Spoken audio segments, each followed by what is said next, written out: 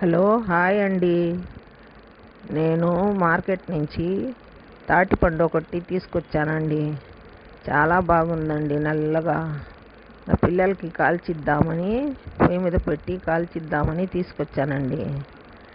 కొత్తగా ఈ సంవత్సరంలో తినిపిద్దాంలే పిల్లలకి, రుచి టేస్ట్ చూస్తారు అని తీసుకొచ్చానండి.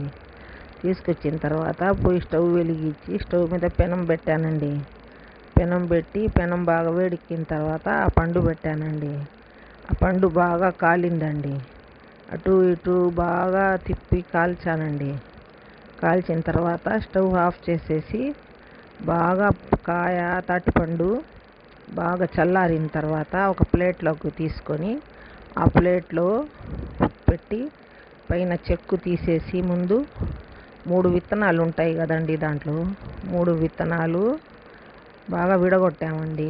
3 విత్తనాలుగా విడగొట్టి చూస్తే బాగా లోపల బాగా కలర్గా బాగా పండిపోయి బాగా కలర్ వచ్చిందండి.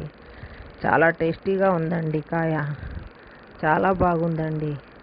రుచిగా టేస్టీగా ఉందండి.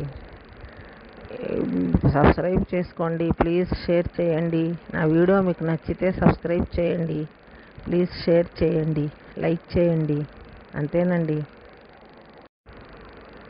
హలో హాయ్ అండి. నేను మార్కెట్ నుంచి తాటిపండు ఒకటి తీసుకొచ్చానండి. చాలా బాగుందండి, నల్లగా. నా పిల్లలకి కాల్చిద్దామని పొయ్యి మీద పెట్టి కాల్చిద్దామని తీసుకొచ్చానండి. కొత్తగా ఈ సంవత్సరం